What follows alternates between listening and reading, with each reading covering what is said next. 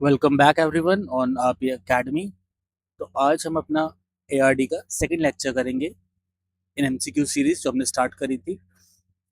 So today we are going to see some MCQs on basics of agronomy.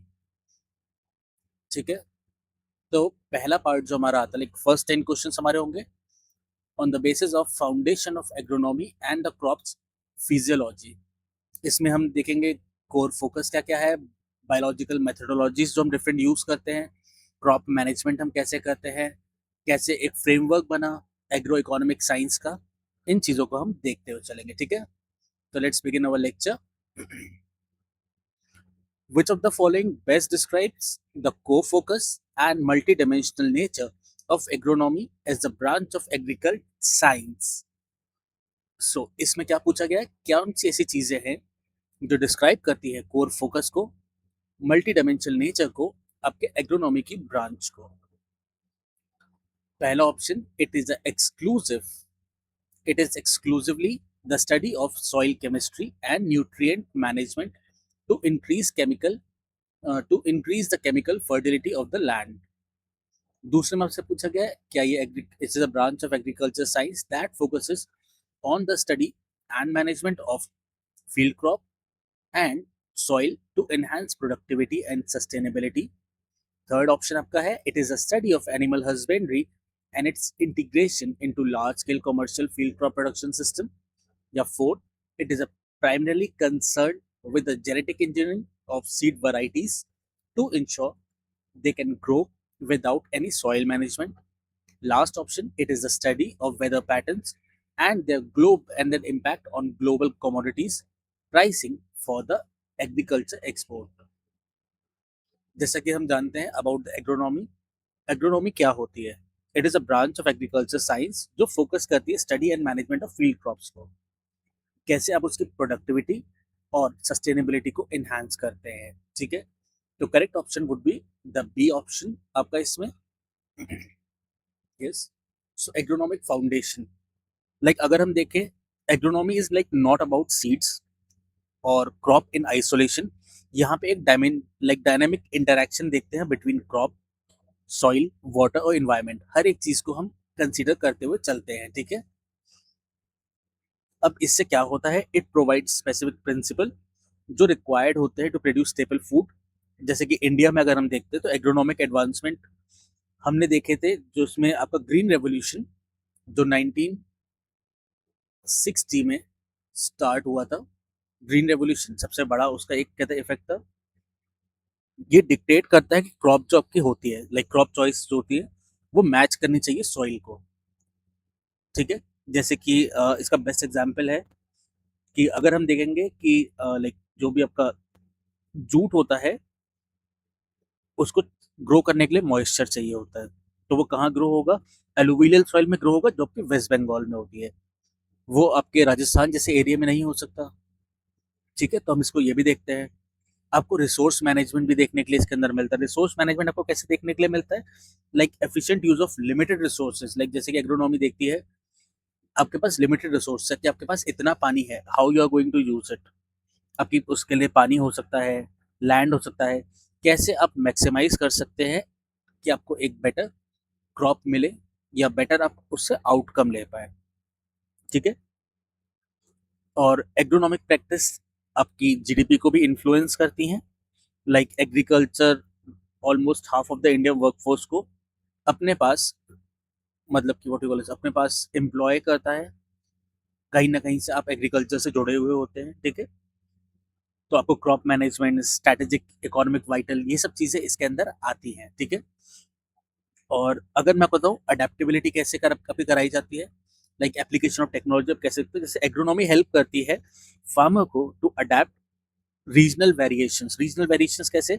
जैसे कि drought resistant आपके millet होते हैं, जो आपका बाजरा होता है वो राजस्थान में ग्रो करा जाता है। वहीं पे वाटर इंटेंसिव आपका पेडी फील्ड जो होते हैं वो ग्रो होते हैं पंजाब के अंदर। तो इन्हीं सब चीजों को यहाँ पे देखा जाता है। Now we will read out what is written over here. Agronomy is defined as a branch of agriculture science that focuses on the study and management of field crop and soil. Its goal is to enhance agriculture productivity, sustainability. It encompasses various aspects of the crop production, including soil management, crop rotation, crop physiology, pest management, and the application of technology to improve farming practices. ठीक है? Now we will move on to our next question.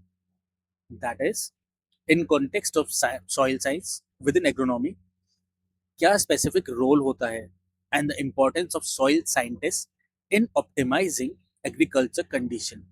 जो soil scientists होते हैं उनका क्या specific role है, कैसे वो importance अपनी रखते हैं optimize करने में agriculture conditions को. So first option is they focus on the mechanical design of plow to ensure the soil is turned exactly 45-degree angle. They analyze soil sample to determine nutrient level, pH to recommend appropriate fertilizer and amendment. या फिर they primarily study the movement of insect through different soil layer and to predict the pest outbreak. Fourth one, they are responsible for marketing and sales of organic produce to urban population. या फिर fifth, that is they work on increasing the depth of water table through the use of heavy industrial pumping machineries. Soil scientists आप समझ सकते हैं what they would be doing. वो soil के samples को analyze करते हैं. They analyze the soil sample to determine the nutrient level and pH to recommend appropriate fertilizers and amendment.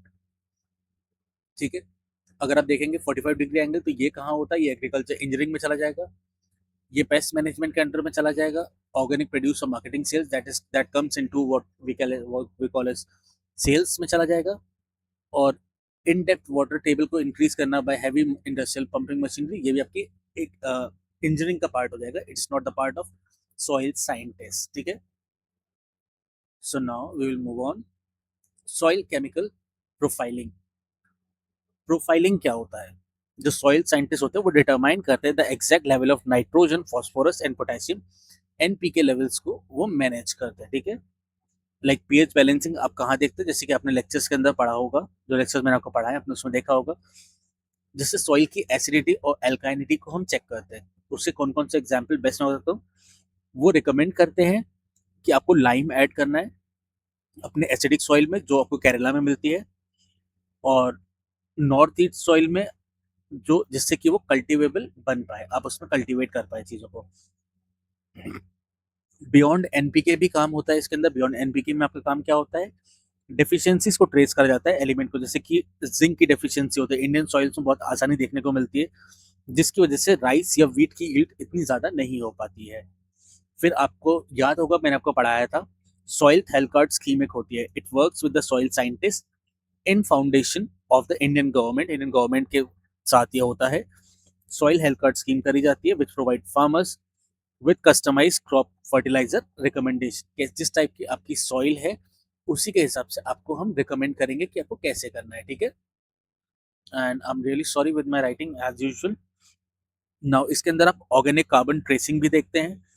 Soil के अंदर जो ऑर्गेनिक कार्बन है वो एक बहुत ही क्रूशल इंडिकेटर होता है सॉइल फर्टिलिटी के लिए.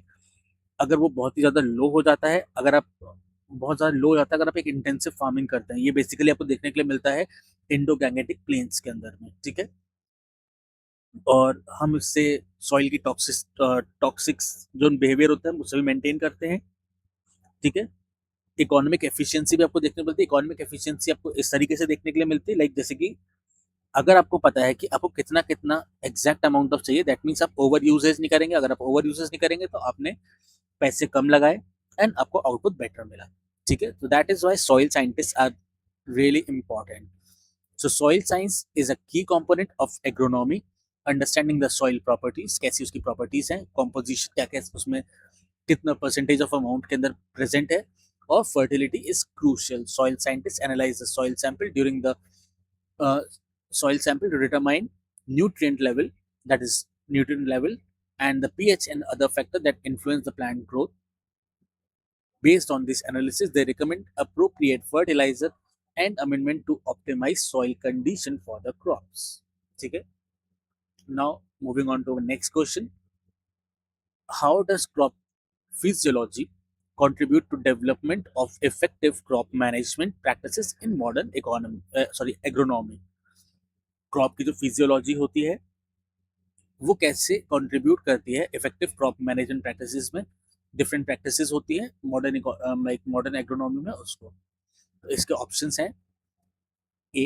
By studying the history of ancient farming techniques to replicate them in the modern day greenhouses.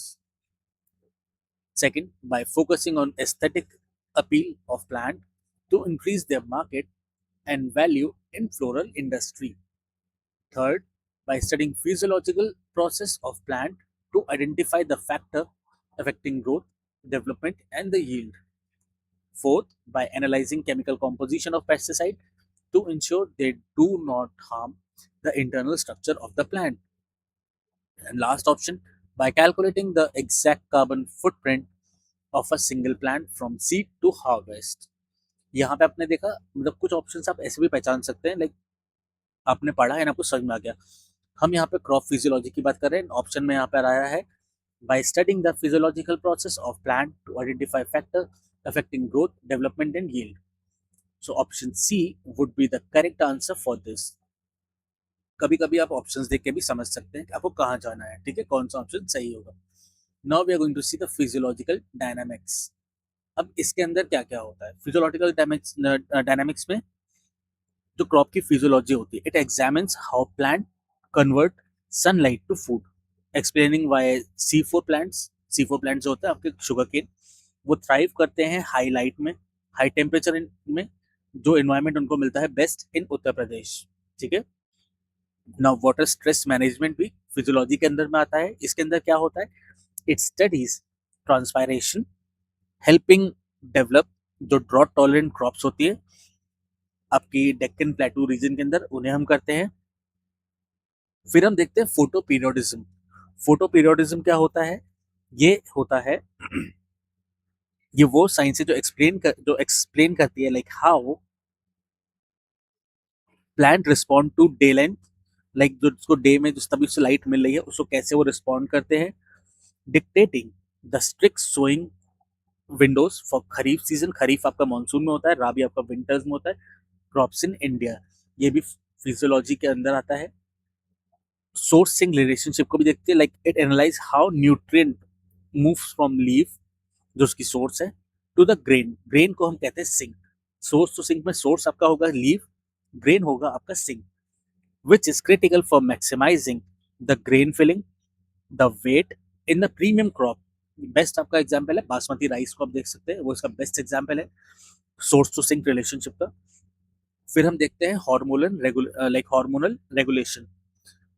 आपके जो प्लांट्स होते हैं उनमें भी आपको हार्मोन्स को रेगुलेट करना होता है, like you have to understand the plant hormone जो अलाउ करते हैं स्ट्रेटेजिक ग्रोथ को, use of growth regulators like जैसे कि आपको ग्लिबरिक एसिड जो आपका होता है, it increase the bunch size of grapes in Maharashtra. ये सारे एग्जाम्पल्स मैं आपको लेक्चर्स में पढ़ा चुका हूँ, so you can relate with that and आप उनको भी देख सकते हैं, ठीक है। Now we will read this. Agronome studies the physiological process of plant to identify factors that are affecting growth, उनका development और उनकी yield को. This maximizes this knowledge is fundamental in developing crop management practices and maximize productivity by the aligned farming action with the natural biological need and stage of plant. ठीक है. Now we are moving on to the next question, that is, which of the following represents strategic approach to crop rotation and management of practice field in agronomy? कौन सी चीज आपको represent करती है strategic approach जिसमें आप crop rotation देखते हैं और उसकी मैनेजमेंट को देखते हैं in the field of agronomy? First option, planting the same value crop every year to ensure consistent profit margin. Second, using the same irrigation technique for all type of crop regardless of their water requirement. Planning rotation to break pest and disease cycle, improve soil structure and enhancing nutrient cycle. Fourth option, increasing plant density to maximize possible limit to ensure no soil is visible from above. Last option, only harvesting crop when market price reach to specific predetermined peak. बहुत एक simple सा आपको मतलब आपको समझ में आ रहा होगा। अगर आप एक ही क्रॉप को बार बार करेंगे प्रॉफिट मार्जिन के लिए, दैट इज इम्पॉसिबल, इसमें क्रॉप रोटेशन का एग्जाम्पल नहीं है। Same irrigation technique for all type of crops, ये बिल्कुल भी नहीं हो सकता। Now, increasing the plant density to maximize possible limit to ensure no soil is visible from above, ये भी इसका एक एग्जाम्पल नहीं हो सकता। प्लांट डेंसिटी अगर आप इंक्रीज कर देंगे तो फिर आप एक ही टाइप के प्लांट उगा रहे हैं, या फिर आपने अगर क्रॉप मैनेजमेंट करा है, अगर आपके दो टाइप के क्रॉप्स एक साथ लगे हुए, तो एक छोटा एक बड़ा आप ऐसे रखते हैं, लाइक द आउटर वंस आप एक शील्ड की तरह यूज करते हैं, फिर आप नीचे यहाँ पे छोटे क्रॉप्स लगाते हैं। ये भी इसका ऑप्शन नहीं हो सकता। So I am sorry, only harvesting crop when the market price reach to specific predetermined price, ये भी ऑप्शन नहीं है। Correct option would be planning rotation to break pest cycle, disease cycle, improve soil structure and enhance the nutrient cycle। अब इसके साथ क्या होता है, इसको थोड़ा सा हम डिटेल में समझते हैं। Option C is the correct answer. यहीं पे आपको उसके बारे में लिखा है, it like include optimising planting density, irrigation, harvesting technique to ensure the efficient use of resources. ठीक है, क्रॉप मैनेजमेंट से क्या होता है, बट इसको हम थोड़ा डिटेल में समझते हैं। क्रॉप को बार बार चेंज करने से क्या होता है, वो स्टाफ करता है स्पेसिफिक पेस्ट को। जैसे कि अगर आप रोटेट करते हैं कॉटन को with the non host crop, it breaks the devastating life cycle जो होती है। पिंक बॉलवर्म एक पेस्ट होता है जो कॉटन पे लगता है, वो उसकी साइकिल को ब्रेक करता है। ये गुजरात का बेस्ट एग्जाम्पल है, गुजरात स्टेट के अंदर आपको देखने के लिए मिलता है। फिर आप देखते हैं न्यूट्रिएंट साइकिल। जो डीप रूटेड आपके क्रॉप्स होते हैं, वो न्यूट्रिएंट सरफेस से लेते हैं, लाइक बहुत डेप्थ से लेते हैं। वहीं पे आपके पास कुछ क्रॉप्स ऐसी होती हैं जो डीप रूटेड नहीं होती हैं, वो अपने सरफेस से लेती हैं। तो इन चीज़ों को भी आपको देखना होता है। फिर आप देखते हैं बायोलॉजिकल नाइट्रोजन फिक्सेशन को भी आप इसके अंदर देख सकते हैं। नाइट्रोजन फिक्सेशन कैसे, जैसे कि आप इंक्लूड करते हैं लेग्यूम्स को। लेग्यूम्स को आपने किस लिए करा, लेग्यूम्स आपकी होती है मूंग एंड उड़द दाल, ये लेग्यूम्स में आती है। इनका रोटेशन करा जाता है to fix the atmospheric nitrogen, जिससे कि आपका यूज ऑफ यूरिया जो है वो कम होगा। अब वीट सप्रेशन के भी काम आते हैं, लाइक ऑल्टरनेटिंग क्रॉप प्रिवेंट करती है वीट स्पीसीज को ग्रो करने में डोमिनेटली इन द फील्ड। फिर सॉइल का स्ट्रक्चर भी इंप्रूव होता है। Altering the tap root, like different different rooted आप कहते हैं क्रॉप्स को लगाते हैं, तो फाइब्रस रूट क्रॉप जो होती है वो प्रिवेंट करती है सॉइल कॉम्पैक्टेशन को और इम्प्रूव करती है उसके एरिएशन को, कि सॉइल के अंदर एयर भी प्रेजेंट रहे। ठीक है, फिर आप देखते हैं मॉइस्चर कंजर्वेशन भी। Rotating water intensive crop in dry land, it allows deep soil moisture reserve जो रिचार्ज हो जाते हैं उसकी वजह से। फिर आप देखते हैं डिसीज मैनेजमेंट भी इसके अंदर। सॉइल बोन्स आपके पैथोजेंस होते हैं, वो बिल्डअप होते हैं। अगर सेम क्रॉप बार बार आप करते जाएंगे तो वो बिल्डअप होना बहुत जल्दी जल्दी शुरू हो जाएगा। वहीं पे उस रोटेशन को ब्रेक करने के लिए आप दूसरी क्रॉप ग्रो कर देते हैं, तो इससे पैथोजन का जो बिल्डअप है वो ऑर्गेनिकली बंद हो जाता है। ठीक है, और मोर ओवर ईयर अराउंड आपको इनकम भी मिलती है। जैसे कि अगर मैं मानता हूँ एक सीजन में हम उगा सकते हैं वीट को, हमने सपोज करी वीट को उगाया, बट नेक्स्ट सीजन अगर हम उसके बाद फिर से वीट को उगाएंगे तो एक ऑप्टिमाइज कंडीशन नहीं होगी। वहीं पे हम वीट की जगह राइस को उगा देते हैं। ठीक है, तो इससे मल्टीपल हार्वेस्ट हुई, कैश फ्लो आपका थ्रू आउट द ईयर चलता रहा। ठीक है, now moving on to next question. Integrated pest management is a critical component of agronomy. Which of the following best defines its methodology? Sorry, integrated pest management में क्या क्या होता है? An exclusive use of chemical pesticide to ensure the total eradication of insect in the field. या फिर second option, a strategy to combine biological, cultural and chemical control method to manage pests, disease and weeds. या third one, the practice of manually removing every weed by hand to avoid the use of any machinery. Fourth option, a method of pest control that relies solely on the introduction of non-native predatory species. या fifth, use of genetic modified crop that are designed to kill pests on the contact without any other management. इसका option क्या होगा? इसका option होगा आप direct pesticide use नहीं करना चाहेंगे, ये सॉइल के लिए भी खतरनाक है एंड आपकी क्रॉप की ग्रोथ भले ही ज्यादा होगी but it would not be good for eating the things. ठीक है, अगर आप मैनुअली रिमूव करेंगे वीट को वो बहुत ज़्यादा टाइम ले जाएगा। फिर अगर आपने ऐसी नॉन नेटिव प्रेडेटरी स्पीसीज आपने इंट्रोड्यूस करना चाहा जिससे पेस्ट कंट्रोल हो पाए तो ये बहुत ही इम्पॉसिबल है। वहीं पे आप ऐसी जेनेटिक मॉडिफाइड क्रॉप को लगाए जो पेस्ट को किल करने के लिए होगा without any contact of other management, ये भी आप नहीं कर सकते, क्योंकि अगर आप इनको उगाएंगे तो अपनी मेन क्रॉप कहाँ उगाएंगे। तो correct answer will be a strategy that combines biological, cultural and chemical control method to manage pest, diseases and weeds. इन तीनों को हम एक साथ जब मैनेज कर पाएंगे उसे हम कहेंगे इंटीग्रेटेड पेस्ट मैनेजमेंट। जैसे कि आप जानते हैं जो आईपीएम होता है, ये आपका इसी में यही लिखा है, agronomics work on strategies controlling paste, disease, weed that can effect the crop yield. ठीक है, अब इसको थोड़ा डिटेल में समझते हैं। आईपीएम आपका ब्लाइंडली सिर्फ इंसेक्ट्स को नहीं करता है, ये डिफरेंट लेवल करता है। Like it manages the paste population below the economic threshold level. ठीक है, ऑल्टरनेटिंग फार्मिंग प्रैक्टिसेस, लाइक जैसे डीप समर में, जैसे समर में नॉर्दर्न इंडिया में आप एक डीप प्लोइंग करते हैं। वो क्यों करते हैं? ताकि जो पेस्ट के प्यूपाज हैं, प्यूपे, उनको आप सन के अंदर एक्सपोज कर दें और जो प्रेडेटरी बर्ड्स आपके ऊपर से जाती हैं वो उसे खा ले। ठीक है, ये एक कल्चरल कंट्रोल है। बायोलॉजिकल कंट्रोल में कैसे होता है? आईपीएम प्रमोट करता है use of natural enemies. Like एक बहुत ही बेस्ट एग्जांपल अगर बताना चाहूँ तो टिंक्रोग्रामा वॉस्पिक होते हैं, उनके शूट, उनको कवर करने के लिए लाइक शुगर केन फील्ड में आप शूट बोरर्स को वहां पे लगाते हैं। उससे क्या होता है, आपके शुगर केन फील्ड जो है वो बचे रहते हैं। ये बेसिकली तमिलनाडु साइड में आपको देखने के लिए मिलता है। फिर बोटानिकल पेस्टिसाइड्स भी होते हैं, like it heavily features plant based solution, जैसे कि आप नीम सीड कैनल एक्सट्रैक्ट को यूज करते हैं, NSKE उस भी उसे कहा जाता है। ये बहुत ही पॉपुलर है आपके इंडिया के ऑर्गेनिक फार्मिंग के अंदर। ठीक है, फिर आप मैकेनिकल कंट्रोल भी इसके अंदर करते हैं, जहाँ पे सिंपल आप बैरियर्स या ट्रैप्स लगाते हैं। फिर आप उन इंसेक्ट्स को भी बचाना चाहते हैं जो क्रॉप को आपको बचाते हैं। लाइक जैसे कि आपने ब्लैंकेट ऑफ केमिकल स्प्रे अगर पूरे में डाल दिया, अगर मैंने पूरे में केमिकल डाल दिया तो आप सपोज करिए कि एक हनी भी है, वो गई प्लांट के पास, वो पॉलिनेशन में भी हेल्प करती है, लेकिन क्योंकि आपने पेस्टिसाइड डाल रखा है तो वो भी मर जाएगी, आपका पॉलिनेशन नहीं हो पाएगा। तो आपको देखना पड़ता है कि आपको किसको बचाना है, बेनिफिशियल इंसेक्ट्स को बचाना होता है। ठीक है, नाउ केमिकल आप तब यूज करते हैं जब आप बिल्कुल भी उसे कंट्रोल नहीं कर पाए। सिंथेटिक पेस्टिसाइड्स जो होते हैं वो तभी इस्तेमाल में आते हैं जब बहुत ही नेसेसरी होता है। आप इसको यूज करते हैं, but when it's like very very, it's the last step जो आप यूज करना चाहते हैं।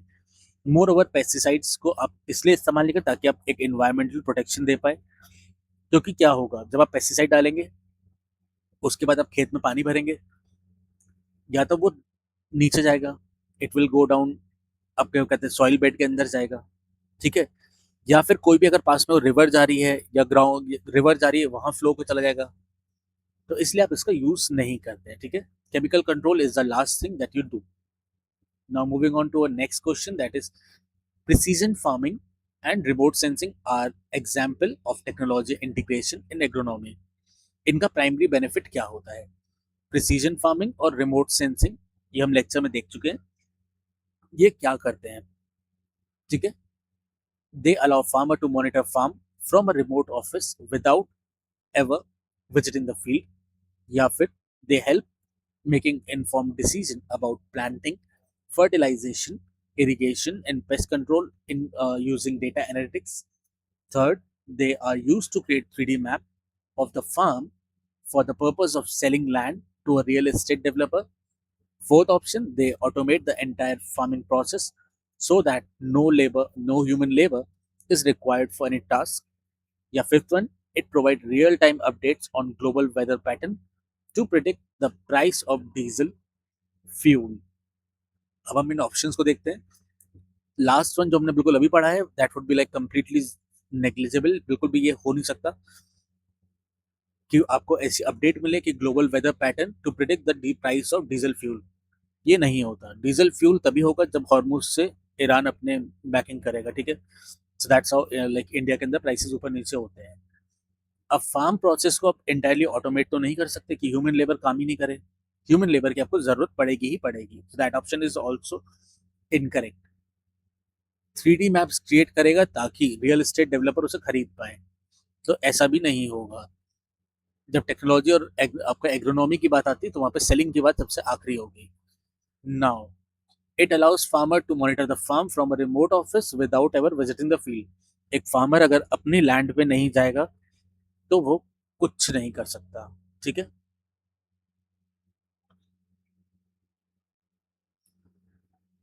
Sorry. And so that's why last option जो आपका बी है, it would B right. They help in making informed decision about planting, fertilization, irrigation and pest control using data analytics। अब ये कैसे होता है? प्रिसीजन फार्मिंग बिल्कुल मूव अवे कर देता है आपको गैस वर्क से। आपको गैस वर्क नहीं करना, आपको हार्ड डेटा जो है रिगार्डिंग सॉइल मॉइस्चर, वेदर और क्रॉप हेल्थ, आपको उन पे वर्क करना होता है। रिमोट सेंसिंग जो आपकी होती है वो सैटेलाइट से होती है। जो आपके डिफरेंट इंस्टीट्यूशन है, आपके इसरो हुए, वो सैटेलाइट इमेज को बनाती हैं फॉर फसल प्रोजेक्ट। वो फोरकास्ट करते हैं क्रॉप प्रोडक्शन का, एसेस करते हैं ड्रॉट कंडीशन का ऑल ओवर द इंडिया। फिर आप देखते हैं ड्रोन टेक्नोलॉजी, ये भी रिमोट सेंसिंग के अंदर में आती है। इसमें क्या होता है, ड्रोन को आप यूज करते हैं जो कि एक यूनिफॉर्म और फास्ट स्प्रेइंग नैनो यूरियास को लाइक डालता है फील्ड के अंदर। किसान ड्रोन इनिशिएटिव गवर्नमेंट का जो है उसके अंडर में ये होती है। सॉरी, मैं आगे बढ़ना भूल गया था, सॉरी। यहाँ पे आपके लिए वही लिखा है। इन शॉर्ट मैं आपको बहुत डिटेल में समझाता हूँ इस चीज को। फिर वेरिएबल रेट टेक्नोलॉजी होती है, वीआरटी जो होती है। Instead of applying fertiliser evenly, VRT जो मशीनरीज हैं वो आपको अलाउ करती हैं वहां पे यूज करने के लिए जहां पे एक पुअर पैच है। जहां पे जैसे कि समझ के देखिए, आपके पूरी एक लैंड है, उसमें इस पैच में आपके पास फर्टिलाइजर का रिक्वायरमेंट है, मैनुअली आप डाल नहीं पाओगे, तो वो मशीनरी स्पेसिफिक इस एरिया पे जाके एक्ट करेगी। और जहाँ पे आपका न्यूट्रिएंट रिच पैचेस हैं, वहां पे ना हेल्प करते हुए वो सिर्फ इस एरिया पे काम करेगी।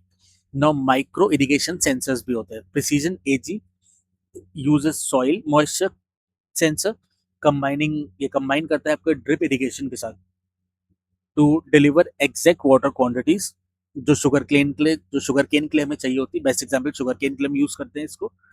कहाँ पे यूज करते हैं? वाटर स्केयर रीजन जो आपका महाराष्ट्र का है वहां पे, महाराष्ट्र में भी देखने के लिए मिलता है। फिर हम देखते हैं what you call is yield mapping भी इससे होती है। हार्वेस्टर जो होते हैं वो इक्विप होते हैं जीपीएस के साथ। वो मैप करते हैं स्पेसिफिक पार्ट ऑफ फील्ड जहाँ पे आपको मोस्ट ग्रेन मिलेंगे, तो वो इन्फॉर्म करते हैं आपको उसी हिसाब से नेक्स्ट ईयर स्ट्रेटेजीज। जब आप हार्वेस्टर को पूरे फील्ड पे यूज कर रहे हैं तो उसने पूरे का डेटा भी लिया कि कौन से एरिया से कितना कितना हमको चीजें मिली, तो इसके हिसाब से भी हम अगली क्रॉप के लिए तैयारी करते हैं। नो डिसीज फोरकास्टिंग भी होती है। Analysing the micro climate data help predict outbreak such as potato में जैसे लेट ब्लाइट आपको देखने के लिए मिलता है। वो अलाउ करता है आपको प्रिमिटिव प्रोटेक्टिव स्ट्रेस को पहले ही डालने के लिए, ताकि यहाँ पे दिक्कत आ रही है या आने वाली है, so you have to act fast. ये भी इसका पार्ट हो जाता है। ठीक है। और मैं आपको बेस्ट आपको एक और एग्जांपल देता हूँ। एप्लीकेशन लाइक इंडियन गवर्नमेंट का एक है मेघदूत के नाम से। वो आपका कॉम्प्लेक्स मेट्रोलॉजिकल और एग्रीकल्चर डेटा को डायरेक्टली फार्मर्स के स्मार्टफोन में सेंड करता है। मेघदूत एक एप्लीकेशन है। ठीक है। Now moving on to next question. Sustainability in agronomy evolved several specific practices. Which of the following reduce erosion and improve the water quality? Sustainability of agronomy में ढेर सारे different practices होती हैं, लेकिन इसमें कौन सी ऐसी है जो रिड्यूस करती है आपके इरोजन को और इम्प्रूव करती है आपकी वाटर क्वालिटी को? First one, frequent deep ploughing to ensure soil is always loose.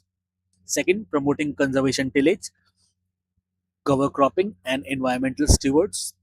Third, using synthetic fertilizer in high quantity to ensure fastest possible growth, plant growth. Fourth, removing all crop residue from the field after harvest to keep soil clean. Last one, converting all available wetland to arable farmland to increase the global food supply. अब जैसे कि आप इसमें समझ सकते हैं, frequent flowing आप नहीं करते हैं। फ्रीक्वेंट फ्लोइंग आप करेंगे तो बार बार आप चीज़ों को ऊपर नीचे कर रहे हैं, that is not right, it can not be the option. Synthetic fertilisers का हम यूज नहीं करना चाहेंगे, क्योंकि फास्टेस्ट पॉसिबल ग्रोथ नहीं चाहिए, हमें बेस्ट पॉसिबल ग्रोथ चाहिए होती है। क्योंकि इसको हम देख चुके हैं जब हमने ग्रीन रेवोल्यूशन स्टार्ट किया था, उसके बाद कितनी दिक्कतें भी आई थी क्योंकि हमने बहुत ज़्यादा फर्टिलाइजर का यूज़ किया था। अगर आप सारे क्रॉप रेजिड्यू को आप हटा देंगे और सॉइल एकदम क्लीन कर देंगे, तो जब हवा आएगी तो पूरी की पूरी सॉइल उड़ के आपके ऊपर से टॉप लेयर आपकी गायब हो जाएगी, या अगर बारिश आई तो टॉप लेयर सबसे पहले वॉश ऑफ हो जाएगी। इसलिए आप कहते हैं कि आपको प्लांट्स की जरूरत है, सो दैट आपका वाटर लाइक इरोजन आपको देखने के लिए ना मिले, ठीक है। This also cannot be the option. अगर आप सारे वेटलैंड को अरेबल फार्मलैंड में कन्वर्ट करते हैं, ग्लोबल फूड सप्लाई आप बढ़ाना चाहते हैं, तो ऐसा इम्पॉसिबल है। जैसे कि राजस्थान का आप इलाका नहीं बदल सकते, it can not be converted to farmland. Wetlands के अंदर आप उगाते हैं क्रॉप्स लाइक आपकी राइस, ठीक है, तो वहां आप वीट उगाने नहीं चले जाएंगे इतने आसानी से। This can also like this is also the wrong option. So the option would be that is correct is option B, promoting conservation tillage, cover cropping and environmental stewardship. यहाँ पे आपके इसी के लिए, इससे आपको सॉइल इरोजन, वाटर क्वालिटी, इन सबसे को एनहांस करता है, ठीक है। नाउ एक लॉन्ग टर्म विजन देखते हैं। Sustainability ensure that agriculture practice of today like वो किसी चीज से कॉम्प्रोमाइज ना करें, लाइक एबिलिटी जो फ्यूचर जनरेशन ऑफ फार्म, जो कि फ्यूचर जनरेशन है उसी फार्म को यूज कर पाए। कंजर्वेशन, इसमें आपको एक टर्म आया था कंजर्वेशन टिलेज। कंजर्वेशन टिलेज क्या होता है? ये टेक्निक होती है जीरो टिलेज की। ये आपको मशीन देखने के लिए मिलती है पंजाब में, एक हैप्पी सीडर, वो अलाउ करती है फार्मर को टू सो वीट डायरेक्टली, और जो राइस के स्टबल्स हैं वो उसको भी हटाती जाती है साथ के साथ। तो वो एक ही बार में दो काम करती है, मशीन जाती है। ये मैंने आपको लेक्चर्स में पढ़ाया हुआ है। सॉइल इरोजन को हम कैसे रोकते हैं? लाइक जितने भी ज्यादा ये कॉन्टूर बंडिंग और टेरेस फार्मिंग आप हिमालयन रीजन में देखते हैं, वहां पे टॉप सॉइल बह ना जाए ड्यूरिंग हैवी मानसून, तो हम इस प्रैक्टिस को अप्लाई करते हैं। कवर क्रॉपिंग क्या होता है? ग्रोइंग टेम्पररी क्रॉप लाइक डाइंचा आपका एक क्रॉप होता है, वो ऑफ सीजन में आप इसलिए ग्रो करते हैं ताकि सॉइल बह ना जाए, और वो सॉइल को कवर भी करके रखती है ताकि एक्सेसिव हीट से ब्रेकेज ऑफ सॉइल ना हो, ठीक है। वाटर क्वालिटी कैसे होती है? जैसे मिनिमाइज करते हैं केमिकल फर्टिलाइजर यूज का, तो उसकी वजह से जो ग्राउंड वाटर के अंदर पानी जाता है या फिर रिवर्स के अंदर जाता है वो भी नहीं होता। ये मैं आपको पहले भी बता चुका हूँ। सो हम मूव करते हैं हमारे नेक्स्ट क्वेश्चन पे। लाइक लॉन्ग डिस्क्रिप्शन इसके लिए जरूरत नहीं है। Under the scope of agronomy, what does site specific management in precision agriculture entails? Site specific management precision agriculture में क्या काम करता है? So we are going to see about that. A, that is managing the entire district with the same agriculture policy regardless of individual farm difference. थोड़ा सा हम इसको साथ में समझते चलेंगे। It can not be the correct answer. एक ही डंडे से आप सबको नहीं हाँक सकते, different people have different like capacity, किसको आप कर सकते हैं, ठीक है। Only farming area that have specific type of volcanic soil, ये भी इसके अंदर नहीं आएगा। वॉल्केनिक सॉइल के अंदर आप इन चीजों को नहीं देखते हैं। The practice of moving farm to a new site every few years to allow soil to recover naturally, ये भी नहीं देखते। ये फार्मिंग हम बहुत पहले खत्म कर चुके हैं कि हमने एक जगह यूज करा फिर हम उस सॉइल को छोड़ दें। हम उसी सॉइल को बार बार यूज करते हैं। फिर selecting a site for the farm based solely on the proximity to major highways and transportation hub, ये भी नहीं होता है। कभी भी हाईवेज के पास आप नहीं देखते इन चीजों को। हाईवे फील्ड में से निकलता है, फील्ड हाईवे के पास नहीं होता है, ठीक है। So that is also not the correct option. So what would be the correct option? Managing different area of the field based on their unique characteristic to maximize productivity and resources use. This is the correct answer. Site specific management, unique characteristic to minimize productivity and resource use. आपको option और question देख के भी बहुत कुछ समझ में आता है एग्रीकल्चर के अंदर, ठीक है। यहाँ पे आपको वर्ड्स प्ले देखने के लिए इतनी आसानी से नहीं मिलता है। सो साइट स्पेसिफिक मैनेजमेंट, अब ये क्या होता है? ये रिकॉग्नाइज करता है सिंगल फील्ड को जो बहुत ही रेयरली यूनिफॉर्म होता है। एक बहुत ही आपको कोई ऐसा फील्ड मिलेगा कि वो इतना बड़ा अगर है तो पूरा बिल्कुल सेम है। सॉइल के डिफरेंट टाइप होते हैं, डिफरेंट टोपोलॉजीज होते हैं, जो आपके विद इन आपके 1 एकड़ ऑफ प्लॉट के अंदर देखने के लिए मिलते हैं। बेस्ट आपको एग्जाम्पल उत्तर प्रदेश का बता सकता हूँ। उत्तर प्रदेश में अगर 1 एकड़ का आपके पास प्लॉट है तो पूरे में सॉइल एक जैसी नहीं होगी। अब इसको करने के लिए हम क्या करते हैं? हम करते हैं इसमें ग्रिड सैम्पलिंग। आपने अपने फोन्स में देखा होगा, डिफरेंट ग्रिड्स बन जाती हैं कैमरे में फोटो लेने के टाइम पे, तो यहाँ पे भी वही होता है। यहाँ पे होती है ग्रिड सैम्पलिंग। फील्ड को डिवाइड करते हैं डिफरेंट ग्रिड्स के अंदर। यहाँ पे सॉइल के डिफरेंट सैंपल्स लिए जाते हैं, स्पेसिफिक जोन को रखा जाता है, उसकी केमिकल या हर एक चीज को हम देखते हैं, प्रॉपर्टीज कैसी हैं हम उसमें करते हैं। अब आपने इस डिवीजन को कर लिया, अब मुझे यहाँ पता है कि यहाँ पे फास्फोरस कम है, यहाँ पे मैं मान के चलता हूँ कैल्शियम की कमी है, यहाँ पे जिंक की कमी है। तो अब इसी हिसाब से टारगेट इनपुट में करूंगा, यहाँ पे मुझे पोटेशियम की यूनिट ज्यादा यूज करनी होगी एज कंपेरिजन टू अदर्स। यहाँ पे मैं कैल्शियम की करूंगा, यहाँ पे मैं जिंक की करूंगा, ठीक है। अब एलिवेशन एडजस्टमेंट, जो वाटर फ्लो होता है वो डाउनवर्ड होता है साइट स्पेसिफिक मैनेजमेंट से, इसको हम ऑल्टर करते हैं। वाटर फ्लो जो होता है उसको भी हम करते हैं डिफरेंट, हम एक स्लोप की तरह भी बनाते हैं फील्ड को, कि इस तरीके से हमारा हो जब हम पानी डालें तो विद इन द फील्ड रहे, फील्ड के बाहर नहीं जाए। हम इस चीज को भी देखते हैं। फिर हम लोकलाइज पेस्ट ट्रीटमेंट भी करते हैं, अगर पेस्ट का एक आउटब्रेक हुआ है तो जहां पे हुआ है उसी स्पेसिफिक क्वाड्रेंट में हम उस पर काम भी करें, ठीक है। इससे क्या होगा, हमारा पैसा बचेगा। मैक्सिमाइज करते हैं एफिशिएंसी का, एवरी स्क्वायर मीटर जो हमारे पास फार्म में होता है उसको हम बेस्ट यूज करना चाहते हैं ताकि बेस्ट बायोलॉजिकल और इकोनॉमिक आउटकम हमें मिले। अब इसके साथ आपकी टेक्नोलॉजीज, साइट स्पेसिफिक मैनेजमेंट भी डिफरेंट टेक्नोलॉजीज भी है। टेक्नोलॉजीज में क्या क्या आता है, आपका जीपीएस आता है, आपका जीआईएस आता है। GIS is graphic geographical information system, और आपके यील्ड मॉनिटर्स लगे होते हैं, ये एग्जीक्यूट करते हैं वेरिएशन को, जो बहुत ही एक्यूरेटली उससे मैनेज करते हैं, ठीक है। इसके साथ अगर हम एक फ्यूचर की बात करें, फ्यूचर कैसा होता है, as the farm shrink due to generational division in India, getting a absolute maximum efficiency using micro parcel of land become critical for survival. Sorry, मैं इसको थोड़ा सा आपको वैसे समझाता हूँ। जैसे कि आपने देखा, अगर ये 1 एकड़ का फ्लैट है, एक पेरेंट थे, उनके 3-4 बच्चे हुए, तो अब 4 डिवीजन इसके हुए। 4 डिवीजन में किसी के पास कम आया, किसी के पास ज्यादा आया, प्लस सबका फील्ड भी कम हो गया। तो जो आपको छोटा एरिया मिला है उसी को आप मैक्सिमाइज करना चाहते हो ताकि आप अपने लिए भी ग्रो कर पाओ एंड उसको आप इकोनॉमिक यूज में बाहर भी दे पाओ, ठीक है। Now moving on to our next question, that would be consider the relationship between agronomy and meteorology या क्लाइमेटोलॉजी। आपको एग्रोनॉमी के बारे में देखना है और आपको मेट्रोलॉजी के बारे में देखना है, और क्लाइमेटोलॉजी क्लाइमेट वेदर कैसा है, इन दोनों का रिलेशनशिप को स्टडी करना है। How do these field interact to assist the farmers. इन दोनों फील्ड्स, ये दोनों फील्ड कैसे असिस्ट करते हैं एक फार्मर को। तो हम पहले इनकरेक्ट ऑप्शंस को देखते हैं, ठीक है। इन्होंने कहा है कि metrology is used to determine the chemical pH of soil after a rainstorm. तो ये काम मेट्रोलॉजी डिपार्टमेंट का नहीं होता। बारिश हुई है, बारिश के बाद केमिकल कहाँ आएगा, ये आपका एग्रोनॉमी के अंडर में जाता है। ये ऑप्शन करेक्ट इनकरेक्ट हो गया। Now, agronomists use meteorology to design new type of irrigation pump that can work in high pressure environment. ये काम इंजीनियरिंग का होता है, ये काम एग्रोनॉमिस्ट का नहीं होता है। Now, climatology is used to select the color of paint used in farm machinery to prevent rust. बारिश और फार्म के अंदर मशीनरीज, उन पे जंग लगना, ये कहीं भी इस तरीके से एक प्रॉपर ऑप्शन नहीं हो सकता है। Now, meteorology का काम क्या है? It primarily used to track the migration pattern of the bird that might eat the seeds.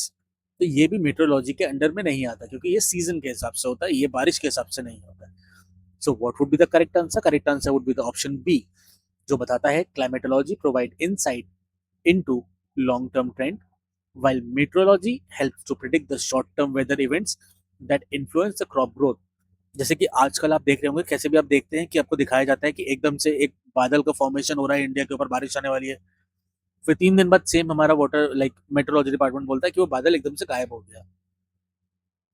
ये काम कौन कर रहा है? ये काम मेट्रोलॉजी का डिपार्टमेंट कर रहा है। ये आपको बता रहा है एग्रोनॉमिस्ट को कि अभी सीजन उगाने का नहीं है, द क्रॉप अभी बारिश नहीं होने वाली है, तो this is not the time to grow, या this is not the time to cut your crops, इस तरीके से, ठीक है। करेक्ट आंसर इज आपका बी। ये आपको understanding the weather pattern or climate condition is essential for making informed decision agronomy. Meteorology help करती है प्रेडिक्ट करने में short term weather events. Climatology आपको बताती है insight of long term climate trends, both of which are crucial for planning, planting, irrigation and harvesting. अब क्यों ऐसा है? Like this is the very small thing, but हम ऐसा क्यों करते हैं? मेट्रोलॉजी जो होती है, लाइक अगर हम देखते हैं 50% ऑफ हमारा जो इंडिया है वो एग्रीकल्चर हमारा रेन फेड है। तो यहाँ पे जो प्रिडिक्शन होते हैं, जैसे साउथ वेस्ट मानसून है, ये मेट्रोलॉजी करता है। ये मोस्ट इंपॉर्टेंट फैक्टर होता है हमारे खरीफ सोइंग सीजन के लिए। खरीफ हम मानसून के टाइम पे उगाते हैं। जैसे मैंने आपको एक एग्जांपल दिया था कि बादल एकदम से गायब हो गया 3 दिन के अंदर, ये आपका मेट्रोलॉजी की साइड से आता है। अब मेट्रोलॉजी प्रोवाइड करता है आपको 3 से 5 दिन के फोरकास्ट।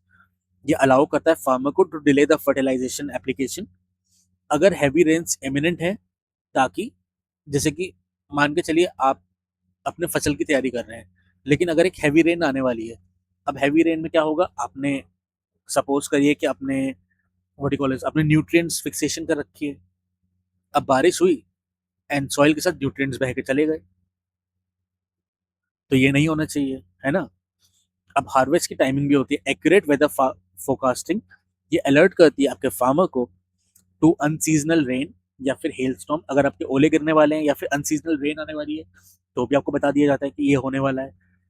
अब ये अलाउ करता है कि आप रश ना करें हार्वेस्टिंग, या फिर आपको रश करना होगा, ताकि जो आपका मैच्योर व्हीट क्रॉप है उसको बचाने के लिए नदर्न इंडिया के अंदर इसका एक बेस्ट एग्जांपल हम ले सकते हैं, ठीक है। नाउ क्लाइमेटोलॉजी क्या करता है? Climatology tracks the decade of data.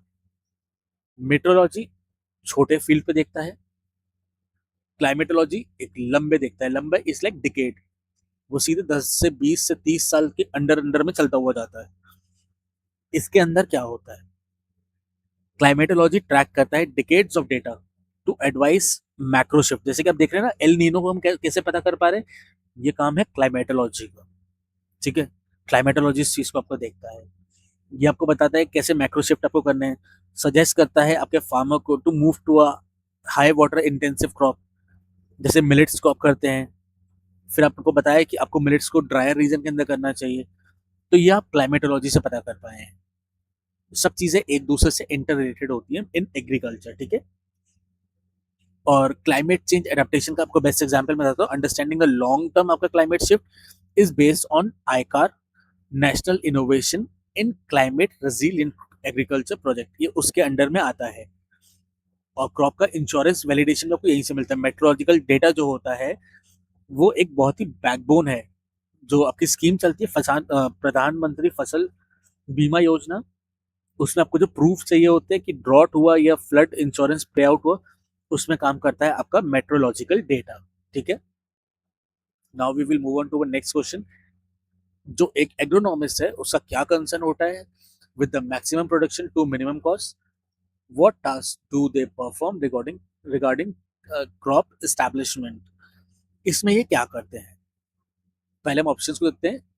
They design the logo and branding of agriculture product sold in retail shop. नहीं, एग्रोनॉमिस्ट आपके लिए सेल्स का काम नहीं करेगा। They focus on physiological wellbeing of farm labours to increase the productivity. नहीं, उसका काम सॉइल से, उसका काम आपके लेबर से कुछ नहीं। लेबर्स आप कैसे उठा के लाते हैं ये आप पे डिपेंड करता है।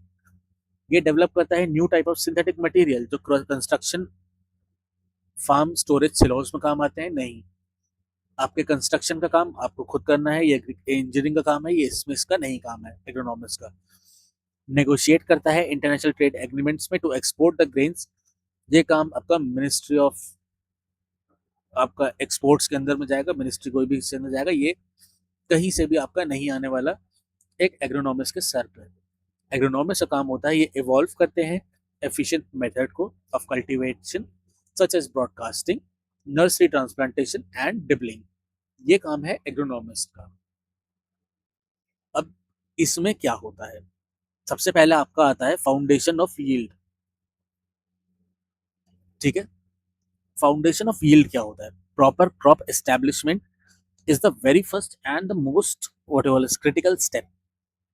अगर सीड प्रॉपरली जर्मिनेट नहीं हुआ है या फिर प्लांट पॉपुलेशन बहुत ही ज्यादा लो है, तो यील्ड जो है प्रॉपरली आपको ग्रो नहीं मिलेगी, भले ही आप उसके बाद में कितना भी एफर्ट्स डाल लीजिए। तो जो जिस टाइम पे उसे ग्रो होना है, अगर उस टाइम पे वो प्रॉपर ग्रो नहीं हो पाई, उसके बाद आप कितना भी ग्रोथ में आप उसका हेल्प कर लीजिए, आप लाइक जैसे आप छोटे बच्चे की तरह एक्सप्लेन करिए, अगर आप बच्चे को प्रॉपर न्यूट्रिशन अपने स्टार्टिंग टाइम में नहीं दिया तो जब वो बड़ा होगा उस टाइम पे आप कितना भी उसे हॉर्लिक्स पिला लिए, कितना कुछ भी कर लिए, उसमें वो टेंडेंसी डेवलप नहीं होगी। एक प्लांट को भी एक बच्चे की तरह समझ के चलिए, ठीक है। नाउ इसके बाद आप देखते हैं broadcasting. This is the very simple method जहां पे सीड्स को आप बाय हैंड डालते हैं, ये भी उसके अंदर आता है, ठीक है, ब्रॉडकास्टिंग। फिर आप देखते हैं नर्सरीज। नर्सरीज क्या होती हैं? जो आपका पैडी होता है, राइस, उसको कल्टीवेशन ऑफ नर्सरीज में करते हैं। जो सीडलिंग्स होते हैं वो हम कंट्रोल नर्सरी के अंदर बनाते हैं, लाइक उसको हम ग्रो कराते हैं, उसके बाद हम जाके उसे ट्रांसप्लांट कर देते हैं। ट्रांसप्लांटिंग आपकी सीडलिंग्स की होती है, ठीक है। डिबलिंग क्या होता है? डिबलिंग होता है एग्जैक्ट डेप्थ पे, लाइक कल्टीवेटर्स होते हैं, जैसे कि सपोज करिए हमें वीट को जमीन से इतने नीचे पे ग्रो कराना है, ठीक है, और उसमें गैप होना चाहिए इतने का। तो ये काम करेगा आपका एक मशीनरी, क्योंकि ह्यूमन के काम, ह्यूमन एक अपने हाथ से इस चीज को नहीं कर सकता। तो एक टूल बनता है, पहले ये मैनुअली होता था बट अब टूल्स आ गए हैं, ट्रैक्टर के पीछे लग जाता है। तो उस टूल में कुछ ना कुछ ऐसा मैकेनिज्म होता है कि वो इतने ही डेप्थ पे, फ्लो आपका जो चल रहा है वो इतने ही डेप्थ पे चलेगा और इतने ही गैप पे वो बार बार सीड्स को ग्रो करता हुआ जाएगा। ये डिबलिंग होता है। फिर आप प्लांट की ज्योमेट्री भी देखते हैं इसके अंदर। Now geometry is not for mathematic term, like mathematics में ही यूज होती है, वो प्लांट में भी यूज होती है। एक एग्रोनॉमिस्ट का काम होता है कि वो एक ज्योमेट्री बनाए दिस स्पेसिफिक एरिया। जैसे कि आप ये देख पा रहे हैं, इसमें कुछ इतना स्पेसिफिक एरिया होगा जो इस सीड को चाहिए होगा अपने लिए। तो सेम एरिया सब फील्ड को सबको मिलेगा। तो यहाँ पे आप क्या देख रहे हैं? यहाँ पे आप देख रहे हैं ज्योमेट्री इज बीइंग यूज्ड, ठीक है। ये काम होते हैं आपके एग्रोनॉमिस्ट के, ठीक है। So now we are going to see our next module that is on cropping system, उसके डिफरेंट क्लासिफिकेशन और एग्रो इकोनॉमिक्स को देखते हुए। अब हम थोड़ा सा फास्ट चलेंगे बिकॉज थोड़ा सा ही लंबा लेक्चर होता जा रहा है, like 50 questions what we are aiming for. उसके लिए बहुत ज़्यादा ये लेंदी लेक्चर हो जाएगा, ठीक है। So will move fast and थोड़े से कम एक्सप्लेनेशन मैं आपको दूंगा, but I'll try to cover and maximize the best for you. Okay. So now let's move on to the next question, that is reference of like scope of agronomy के साथ which of the following statement is correct. So आपके पास चार options, चार statements हैं, choose करता है like scope of agronomy के अंदर में क्या क्या चीजें आती हैं। ये चूज करता है सुटेबल क्रॉप को बेस्ड ऑन सॉइल क्लाइमेट, ये एक करेक्ट ऑप्शन हो जाएगा, ठीक है। ये एक्सक्लूड करता है आपके पोस्ट हार्वेस्ट हैंडलिंग एंटायरली को। एक फार्मर पोस्ट हार्वेस्ट हैंडलिंग ना करे, दैट इज इम्पॉसिबल। तो ये ऑप्शन इनकरेक्ट है, ठीक है। This would not be the correct answer option. Third, it include drought resistance crop, ये एग्रोनॉमी के लिए आता है। Fourth, it encompasses with the vertical farming and GM crops, ये बिल्कुल करेक्ट ऑप्शन होगा, एग्रोनॉमी के साथ ये अलाइन करता है, ठीक है। 1, 3 and 4 are the correct option, that is option B. Now scope and expansion, हम इसको जल्दी जल्दी पढ़ते हुए चलते। एक होलिस्टिक क्रॉप मैनेजमेंट आपको देखने को मिलता है। जो एग्रोनॉमी है वो लिमिट नहीं करती सिर्फ प्लांट सीड को लेके, एंटायर उसकी लाइफ साइकिल जो होती है क्रॉप की, कैसे आपने सीड का सिलेक्शन करा और पोस्ट हार्वेस्ट हैंडलिंग तक वो जाती है। पोस्ट हार्वेस्ट हैंडलिंग तक वो जाती है, इसका मतलब कि सेकंड ऑप्शन आपका गलत है, इसका आपको एक और चीज मिल जाता है, ठीक है। एग्रोनॉमी के अंदर में वो आता है जो आपको एक्सप्लेन कर चुका हूँ। नाउ एनवायरमेंट की आपको मैचिंग करनी पड़ती है। एग्रोनॉमिस्ट क्या करते हैं? स्पेसिफिक क्रॉप को यूज करते हैं, लोकल सॉइल कंडीशन और सब कुछ चीज़ों को देखते हैं। जैसे कि आप देखते हैं हम बाजरा उगाते हैं, वो सैंडी सॉइल के लिए होता है जो राजस्थान में होता है। फिर आप देखते हैं वाटर मैनेजमेंट, जहाँ पे वाटर स्केयर आपके इलाके होते हैं, उसी टाइप की क्रॉप आपको वहाँ पे उगानी होती है। वर्टिकल फार्मिंग जो आपने इसमें देखा था, what is vertical farming? Vertical farming आपको समझाता हूँ। वर्टिकल फार्मिंग, जो एग्रीकल्चर लैंड है वो श्रिंक करती जाती है। अब वो श्रिंक क्यों करती जा रही है? क्योंकि जो अर्बन इलाके हैं, लाइक जैसे कि आप देखते हैं अर्बन इलाके ग्रो करते जा रहे हैं, तो उसकी वजह से ये एग्रीकल्चर लैंड जो है वो श्रिंक करती जा रही है। अब ये श्रिंक करती जाएगी, लेकिन आपको तब भी आपको आपको वर्टिकल फार्मिंग देखने के लिए मिलती है, जो आपको it is like it helps in gaining traction in India जो टेक हब होते हैं जैसे कि आपकी बेंगलुरु है, वहां पे आपको लीफी ग्रीन्स देखने के लिए बहुत ज्यादा मिलता है। ये इंटीग्रेट कर जाते हैं अर्बन के साथ। या तो एक साइड से आपकी लैंड कम होती जा रही है, या फिर आप वर्टिकल फार्मिंग में आप इन दोनों को, जो आपकी अर्बन है, अर्बन इलाका है, उसमें आप इंटीग्रेट कर देते हैं। ठीक है। नाउ बायोटेक्नोलॉजिकल एडॉप्शन एडॉप्शन आपको देखने के लिए मिलता है। इसमें क्या होता है, एग्रोनॉमी डिफरेंट जीएम यूज करती है। What are GM crops? GM are genetically modified crops. Genetically modified crops क्या होते हैं? ये आपको हेल्प करते हैं टू कॉम्बैट पेस्ट और क्लाइमेट का जो स्ट्रेस होता है उसमें भी आपको हेल्प कर देते हैं। ठीक है। So these are all about this option is like question. Next question पे चलते हैं। In the relationship between agronomy and economics, what factor does an agronomist consider when making recommendation? Agronomy और इकोनॉमिक्स को देखते हुए क्या क्या चीजें, कौन कौन से फैक्टर को एग्रोनॉमिस्ट कंसीडर करता है? जल्दी से हम इसको देखते हैं। Historical significance of land in local culture, it can not be the right option. Historical significant time to time change होती है, क्लाइमेट बदलता रहता है, लोकल कल्चर के साथ इसको नहीं देखा जाता क्योंकि मॉडर्नाइजेशन का जमाना है। ठीक है। Global exchange currency determine the best time to buy the new tractor, बिल्कुल भी नहीं। जब आपको खेती करनी है उस टाइम पे आपको ट्रैक्टर ट्रैक्टर चाहिए। ग्लोबल एक्सचेंज का इससे कोई लेना देना नहीं है। एग्रीकल्चर टूरिज्म कुछ भी नहीं होता। एस्थेटिक ब्यूटी एग्रीकल्चर के अंदर नहीं आती है। खेत दूर से देखने में अच्छा होता है, खेत के अंदर कोई भी जाना इतनी आसानी से पसंद नहीं करेगा। Being living in a non, like अगर आप विलेज में रहते हैं तो आप इन चीज़ों को नहीं समझ पाते हैं। ठीक है। बहुत सारी चीज़ें होती हैं जिनको आपको देखना होता है। Now number of employees required to qualify the government small business subsidies, ये भी एग्रोनॉमी के और इकोनॉमिक्स नहीं देखते। What would be the correct option? Agronomics देखता है इकोनॉमिक्स को देखते हुए कि इनपुट कॉस्ट कितना है, क्रॉप का प्राइस कितना है, मार्केट में उसकी डिमांड कितनी है, और इंश्योर करता है economic viability on farming. Suppose करिए कि बेंगलुरु के कंट्रोल एनवायरनमेंट के अंदर हम एक टाइप के रोज उगाते हैं। वो रोज स्पेसिफिकली इंडिया के अंदर नहीं, वो जाते हैं यूरोपियन नेशन में during the time of 14th of the February, जब आपका वैलेंटाइंस डे होता है तब वो जाते हैं आपके यूरोप में। ठीक है। तो ये आपने क्यों ग्रो करा? क्योंकि आपको पता है यूरोपियन मार्केट से आप ज्यादा पैसा ले सकते हैं as comparison to Indian market.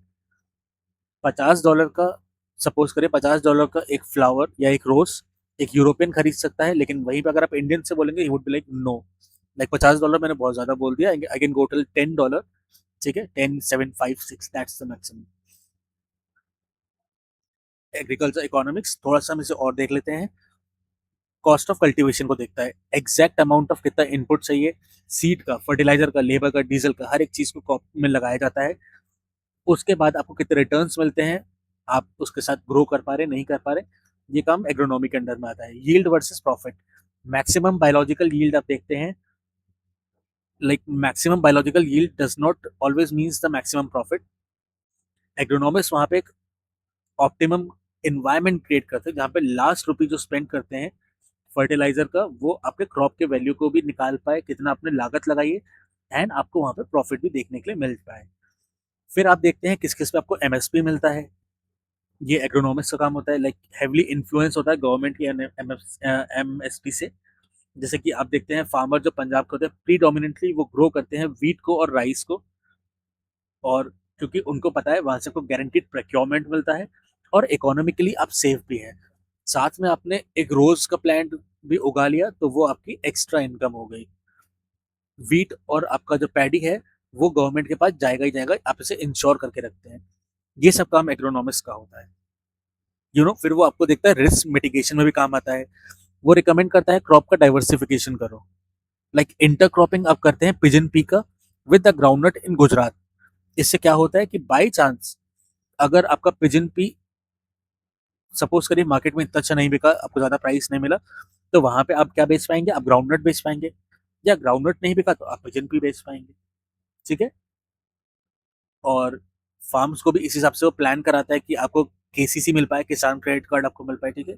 So that is how what the agronomics आपका हेल्प करता है इकोनॉमिक्स के अंदर। ठीक है। Now 13th question regarding nutrient management, how might an agronomist recommend applying NPK for long duration rice crop compare to the short ones. अब जैसे कि हम एनपीके हम पहले भी पढ़ते हुए आए, इसमें क्या होता है, यहाँ पे जो लॉन्ग ड्यूरेशन राइस, मतलब अगर आपने इस ऑप्शन को गौर से देखेंगे तो आप समझ पाएंगे कि for long duration rice they might recommend 150 60 60 NPK per hectare, while for short duration they might tell you about 120 50 50 kg NPK per hectare। ये ऑप्शन आपका करेक्ट है। ये आपको थोड़ा सा याद भी करना पड़ेगा क्योंकि लेक्चर्स में आपको पढ़ाया गया, नोट्स में आपको प्रोवाइडेड है, आपको इन चीज़ों को देखना होगा। ये चीज़ें बहुत स्पेसिफिक है, आपको याद रखना होगा, ठीक है। लाइक ड्यूरिंग डिक्टेट डिमांड जो होती है, जब क्रॉप आपका काइंड ऑफ आपकी क्रॉप होती है लाइक फॉर 150 डेज, जहाँ पे वो नेचुरली एक्सट्रैक्ट करती है न्यूट्रिएंट्स को, तो सॉइल को उसी हिसाब से बनाया जाता है। और जो लार्जर बायोमास होते हैं, लाइक जहाँ पे क्रॉप आपका 100 दिन के अंदर हार्वेस्ट हो जाती है, उसके लिए अलग तरीका से शॉर्ट ड्यूरेशन आपका 100 दिन होता है, लॉन्ग ड्यूरेशन आपका 150, आपका लॉन्ग ड्यूरेशन आपका 150 डेज के लिए क्रॉप होती है। नाइट्रोजन का जरूरत क्यों, नाइट्रोजन ग्रोथ में हेल्प करता है, फॉस्फोरस आपके रूट्स के लिए चाहिए होता है, लाइक नाइट्रोजन आपको लीव्स और स्टेम के लिए चाहिए होता है, फॉस्फोरस आपको रूट्स के लिए चाहिए होता है, पोटेशियम आपको रेजिलियंस देता है, ठीक है, कि बाई चांस पेस्ट आ गए, वेदर वेरिएशन आ गया, इसलिए एनपीके का यूज होता है, ठीक है। और जिस इसका बेस्ट एग्जांपल मैं बताता हूँ, राइस की डिफरेंट वेराइटीज होती हैं। लॉन्ग ड्यूरेशन वेराइटी आपकी होती है स्वर्णा, जो आपके आंध्र प्रदेश और बिहार के अंदर होती है, वो लेती है। जो लॉन्ग ड्यूरेशन का बेस्ट एग्जांपल आपका स्वर्णा होता है। नेक्स्ट पेज पे हम चलते हैं। सो लॉन्ग का आपका बेस्ट एग्जांपल होता है स्वर्णा, SWARNA, स्वर्णा। ये 145 डेज के लिए आपके पास होता है, ठीक है। ये आंध्र प्रदेश और बिहार में देखने के लिए मिलता है और हैवी फर्टिलाइजेशन की जरूरत होती है। वहीं पे शॉर्ट ड्यूरेशन में आपके पास होता है, शॉर्ट का आपके पास एग्जाम्पल होता है IR64। ये IR64 होता है, इसमें बहुत ही फ्यूअर इनपुट्स आपको चाहिए होते हैं और ये फील्ड को बहुत जल्दी वेकेट कर देता है इन क्लोज टू 100 डेज, ठीक है। इसी हिसाब से आप नाइट्रोजन एनपीके का फिक्सेशन करते हैं, ठीक है। Now moving on to our next question, that is, what is the distinction between dry farming, dryland farming, rain-fed farming based on annual rainfall? अब इसके लिए आपको नोट्स को देखना पड़ेगा एंड आपको इसको याद करना पड़ेगा। ड्राई फार्मिंग आपकी वहां होती है जहां पे आप 750 मिलीमीटर से नीचे का पानी वहां पे होता है। ड्राईलैंड फार्मिंग वहां होती है जहां पे 750 से लेके 1150 मिलीमीटर की बारिश होती है। रेन फेड इलाका वो होता है जहाँ पे 1150 से ज्यादा बारिश होती है। इसमें आपको ऑप्शन से समझ में नहीं आएगा, इसमें आपको याद करने वाली चीज है, ठीक है। So it's all about learning the things. Strict classification system है जो बनाया गया है, एग्रोनॉमिस्ट ने बनाया है। ड्राई फार्मिंग कौन सी होती है, यहाँ पे क्रॉनिकल मॉइस्चर स्ट्रेस रीजन होते हैं, इवेपोरेशन बहुत ज्यादा होता है, रेनफॉल कम होती है, क्रॉप फेलियर बहुत ज्यादा देखने के लिए मिलता है। ड्राईलैंड फार्मिंग आपकी क्या होती है, ड्राईलैंड फार्मिंग वो होती है वो रीजन जहाँ पे आपके मॉडरेट रेनफॉल होता है, सफर करते हैं इरेटिक डिस्ट्रीब्यूशन से, लाइक इक्वल अमाउंट ऑफ बारिश नहीं होती, कहीं पे ज्यादा कहीं पे कम, इस टाइप का होता रहता है। क्रॉप को ड्राई स्पेल भी देखने के लिए मिलेगा, मिड सीजन भी देखने के लिए मिलेगा, तो उसके हिसाब से एडुकेट टोटल रेन पूरी पूरी हो जाती है। रेनफेड इलाका जहाँ बारिश बहुत ज्यादा होती है, यहाँ पे आप conservation of moisture, safety, drainage, excess water की वाटर लॉगिंग ना हो, आपको इन चीजों को चैलेंज आपके पास आते हैं। आपके पास क्रॉप सिलेक्शन भी होती है, लाइक 750 का जोन जो होता है वो थार रीजन का होता है, ठीक है। फिर ड्राई लैंड होता है आपका 750 से 140, ये होगा आपका महाराष्ट्र कर्नाटका का रीजन, यहाँ पे आप sorghum, cotton, pigeon P in सब चीजों को उगा सकते हैं।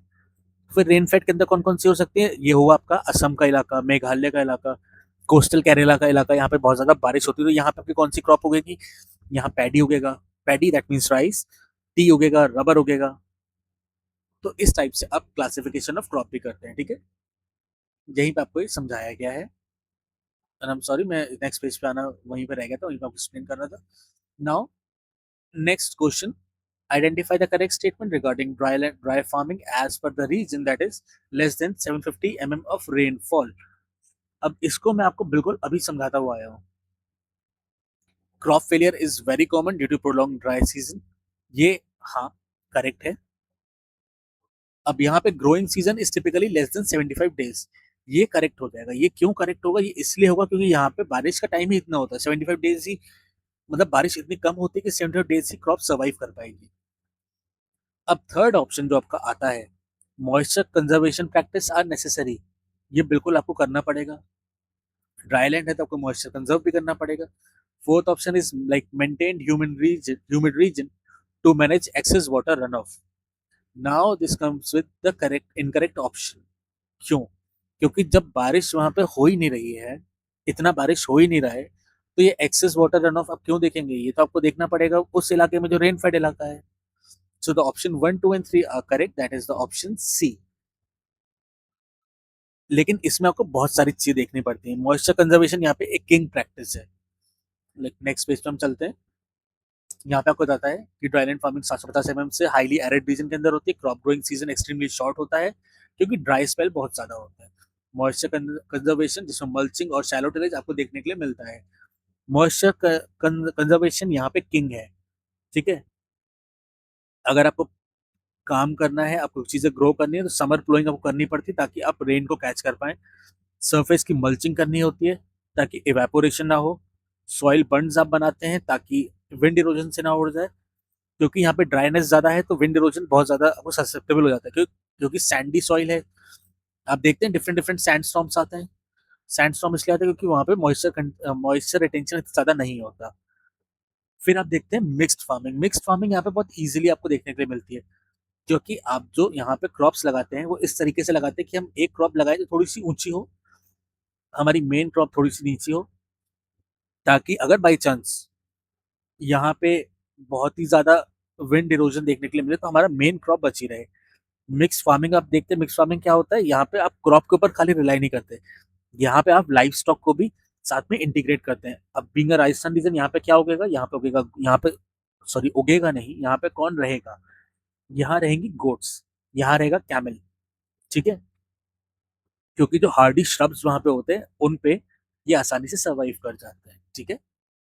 Now moving on to the next question, what is the fundamental difference between term arid, semi arid या फिर tropical and temperate in agriculture classification? तो इसको भी हम थोड़ा सा इजी वे में पढ़ते हैं। एरिड और सेमी एरिड वो होते हैं जहां पे मॉइस्चर रिजीम होता है, ठीक है। ट्रॉपिकल और टेम्परेट वो इलाके होते हैं जहां पे थर्मल, जहां पे टेम्परेचर रिजीम होता है। अब ये क्या होता है, मॉइस्चर रिजीम क्या होता है? वो डिक्टेट करता है how much water is available, और थर्मल रिजीम वो होता है, वो डिक्टेट करता है कितनी सनलाइट और हीट अवेलेबल है for the plant growth. No, moisture regime क्या होता है, जो कि हम अगर सेमी एरिड और एरिड में देखें, ये टर्म क्लासिफाई करती है participation of potential evapo transfer like transpiration P oblique PET ratio. Next में चलते हैं हम। It would be P oblique PET ratio. ये आपका आता है मॉइस्चर रिजीम के अंदर। एसेंशियली ये करता है कि कितना रेन गिरा versus the amount of sun bakes away, जो सन उसको बेक करता है उसको। थर्मल रिजीम में हम देखते हैं these are dictated primarily by latitude and altitude. Like tropical area जो क्लोज टू इक्वेटर होते हैं वो हमेशा वार्म होते हैं all around the year, while temperate area उनका जो एक्सपीरियंस होता है उसमें डिस्टिंक्ट कोल्ड वेदर भी आप देखने के लिए देखते हैं। सपोज करिए आप, आपने इंडिया का मैप देखा है, इट्स लाइक दिस। तो हमारे जो नीचे का इलाका है वो क्लोज टू इक्वेटर है, और जो हमारे यूपी वगैरह का रीजन है वो क्लोज टू ट्रॉपिकल रीजन है। तो जो क्लाइमेट आपको साउथ में देखने के लिए मिलता है वो आपको नॉर्थ में देखने के लिए, साउथ में कभी आपने बर्फ गिरते नहीं सुनी है, बट नदर्न रीजन में आपने बर्फ गिरते हुए सुनी है। तो दिस इज द डिफरेंस। इस तरीके से आप डिफरेंट रीजन्स होते हैं, ट्रॉपिकल, सब ट्रॉपिकल, टेम्परेट, इनमें आप डिवीजन करते हैं जो बेस्ड होता है आपका थर्मल के हिसाब से।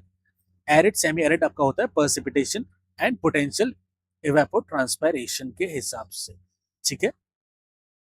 Now we will move on to our next question, that is which of the following is considered a physical characteristics of a good tilth? Good tilth की फिजिकल फिजिकल कैरेक्टरिस्टिक कैसी होनी चाहिए? हम जल्दी से देखते हैं बेस्ट ऑफ हमारा जो ऑप्शन है, like not the best option, the correct option, sorry. So the correct option would be friability, meaning the soil is crumbly and easy for roots to penetrate. ये हमारा एक गुड टिल्थ होता है। अब tilth क्या होता है, सबसे पहले मैं आपको समझाता हूँ फ्राइबल क्या होता है। लाइक फ्राइबल होता है, एक हाईली फ्राइबल सॉइल वो होती है जो क्रम्बल करती है इजिली बिटवीन द फिंगर। ना ही वो सॉलिड है, वो अनब्रेकेबल ब्रिक की तरह भी नहीं है, ना ही वो लूज है, ना ही वो अनस्ट्रक्चर्ड डस्ट की तरह है। इसको हम कहते हैं फ्राइबल सॉइल। ठीक है, इसमें मैक्रोपोर्स और माइक्रोपोर्स दोनों चीजें उनसे, एक गुड टिल्थ के अंदर लार्ज पोर्स भी हो ताकि रैपिड ड्रेनेज ऑफ वाटर हो, एयर एक्सचेंज भी हो, और यहाँ पे स्मॉल पोर्स भी हो। स्मॉल पोर्स जो वाटर को होल्ड भी करें अगेंस्ट द ग्रेविटी, जो रूट्स को पानी मिले। ठीक है, जितनी ज्यादा बेटर टिल्थ होगी उतना ही ज्यादा सीड टू सॉइल कांटेक्ट होगा। फ्राइबल सॉइल जो होती है वो रैप कर लेती है या स्नगल कर लेती है या कडल कर लेती है एक न्यूली प्लांटेड सीड को, इससे कि जो सीड है अपने न्यूट्रिएंट्स को इजीली एब्जॉर्ब कर पाएगा, मॉइस्चर अच्छे से होगा और जर्मिनेट बहुत आसानी से कर लेगा। ठीक है, नाउ अगर कोई चीज लूज है तो उसके अंदर जो आपका सीड है उसकी रूट्स बहुत ही आसानी से अंदर जाएगी, तो रूट पेनिट्रेशन जो यंग आपके सीड्स हैं उनको बहुत आसानी से मिलेगा। सो that is what good tilth is all about. Nutrient की डेंसिटी ज्यादा होगी, पीएच बेटर होगा, केमिकल एस्पेक्ट्स भी देखे जाते हैं, माइक्रोबियल लेवल भी रिप्रेजेंट करते हैं बायोलॉजिकल वंस का। ठीक है, इसका बेस्ट अगर आपको मैं एग्जांपल देना चाहूँ इट वुड बी जो एलुवियल सॉइल है। एलुवियल सॉइल जो होती है इंडो गैंगेटिक प्लेन में, जो यूपी पंजाब में देखने के लिए मिलती है, वो नेचुरली अचीव कर पाती है इस चीज को। फ्राइबल टिल्थ उसमें बहुत आसानी से प्रॉपरली मैनेज हो जाता है और बहुत ही लाइक वो प्रॉपर होती है आपके डेलिकेट वीट सीड्स के लिए। वीट के सीड्स होते हैं बहुत ही ज्यादा डेलिकेट होते हैं, तो उसमें बहुत अच्छे से ये काम करती है। ठीक है, और अगर इसका मैं आपको एक एग्जांपल और देना चाहूँ it would be like black soil. जो रेगुलर आपका होता है black cotton soil of Maharashtra, वो बहुत ही एक्सट्रीमली डिफिकल्ट होती है गुड टिल्थ में लाने के लिए, क्योंकि वो स्टिकी क्ले में कन्वर्ट हो जाती है जब वेट होती है, और जब ड्राई होती है तो वो हार्ड रॉक की तरह बन जाती है। तो गुड टिल्थ आपको वहां देखने के लिए नहीं मिलेगा। ठीक है, now moving on to next question, in the historical context of tillage, who is considered as the father of tillage and what are his primary suggestion? अब ये भी याद करने वाली चीज है, दिस इज समथिंग जो आपको ऑप्शन समझ में नहीं आएगी। जेथ्रो ट्रुल, इनको कहा जाता है फादर ऑफ टिलेज। इन्होंने सजेस्ट करा था थॉरोप्लोइंग से क्या करते हैं, एक नेसेसरी ब्रेक मिलता है आपके सॉइल को, ताकि सॉइल जो है आपके फाइन पार्टिकल्स पे टूट पाए। ये आपको जेथ्रो टुल ने बताया था। ठीक है, ये नाम आपको याद रखना पड़ेगा। ठीक है, तो इसके बारे में हम थोड़ा सा और समझ सकते हैं, ये कहाँ के थे। जेथ्रो टुल जो थे ये 18th century farming, like in 18th century में इन्होंने फार्मिंग प्रैक्टिस शुरू कर दी यूरोप के अंदर। वहां पे इन्होंने ट्रेडिशनल और ब्रॉडकास्टिंग जो था सीड हैंड वो इन्होंने करा था। इनकी फाइन पार्टिकल लाइक थ्योरी क्या थी, इन्होंने ये कहा था कि जो प्लांट की रूट्स हैं वो फिजिकली सॉइल के अंदर कैसे जा पाती हैं, उसके लिए हमें सॉइल को लूज करना पड़ेगा। जो अभी हम टिलेज की बात करते हैं तो ये वो उन्हीं का है। तो आप थोड़ा सा मैं इसको कम एक्सप्लेन करूंगा, आप इसको समझ सकते हैं।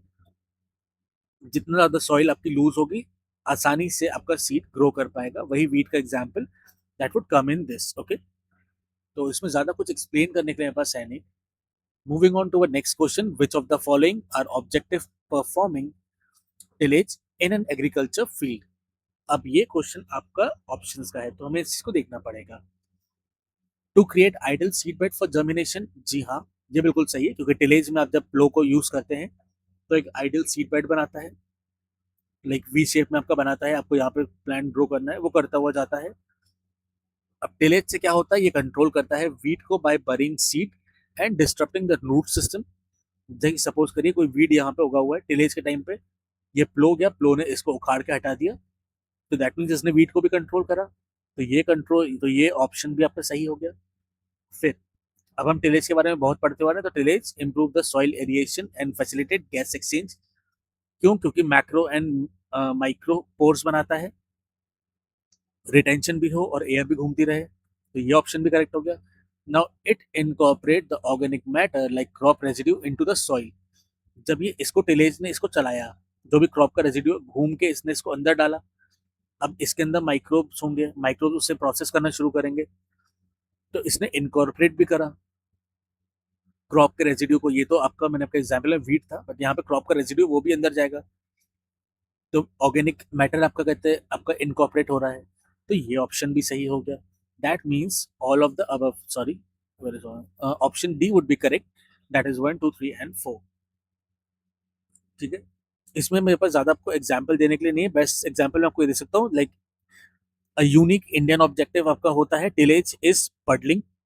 पडलिंग आपको देखने को मिलता है वेट राइस कल्टीवेशन में, लाइक बेस्ट आपको देखने के लिए मिलेगा ये आपका आंध्र प्रदेश के अंदर आपको देखने के लिए मिलता है। एक एग्जाम्पल, यहाँ पे सॉइल जो है उसको चर्न करा जाता है लाइक स्टैंडिंग वाटर के अंदर, ताकि इंटेंशनली वो डिस्ट्रॉय करे स्ट्रक्चर को, क्रिएट करे इनपर्मिएबल लेयर को, जहां से वाटर का जो ड्रेनेज है वो अंदर की तरफ ना हो।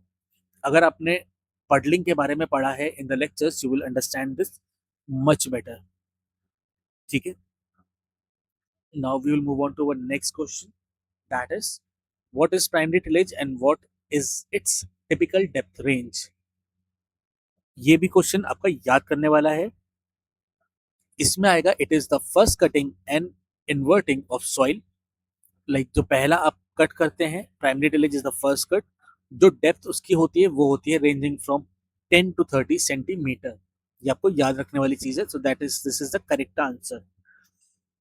प्राइमरी टिलेज सबसे हैवी होता है, ये आपको याद रखना है। It is most aggressive mechanical intervention into the field, क्योंकि सबसे पहली बार हो रहा है। ये टियर करता है ग्राउंड को, फिर सेटल करता है और कॉम्पैक्ट करता है। प्रीवियस जो क्रॉप साइकिल है, जो भी रेजिड्यू है उसको हटाने के काम में आता है। ठीक है, कॉम्पैक्ट या फॉलो लैंड पर काम करता है। फैलो लैंड मतलब कि कॉम्पैक्ट, जहाँ पे पुराने क्रॉप के रेजिड्यू है। फैलो लैंड जो बिल्कुल एकदम बंजर हो चुके हैं। ठीक है, पैरामीटर्स इसके बहुत स्पेसिफिक होते हैं। टॉप 10 सेंटीमीटर से 30 सेंटीमीटर के अंदर सॉइल प्रोफाइल पे काम करता है।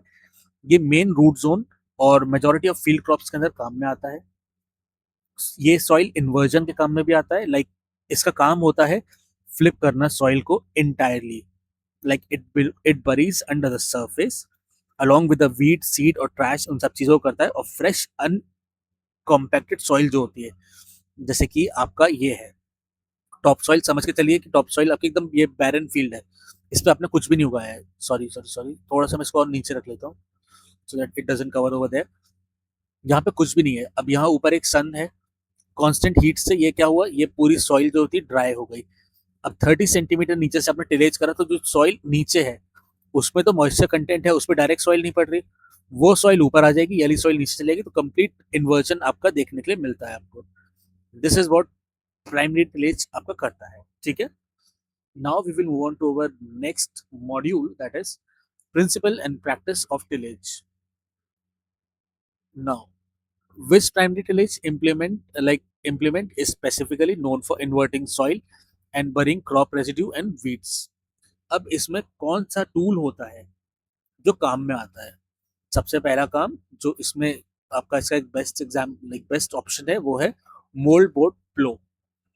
अब इसके लिए आपको थोड़ा सा नोट्स को भी देखना पड़ेगा, ताकि क्योंकि आपको नोट्स मतलब एग्रीकल्चर इज लाइक आपको इमेजेस को विजुअलाइज करना होगा, इमेजेस से आप बहुत कुछ समझ पाते हैं। ठीक है, मोल बोर्ड प्लो क्या होता है? एक heavy duty primary tillage tool होता है। ये डिजाइन इसलिए करा गया है ताकि स्लाइस करे, लिफ्ट करे और कंप्लीटली टर्न ओवर कर दे लेयर ऑफ द सॉइल का।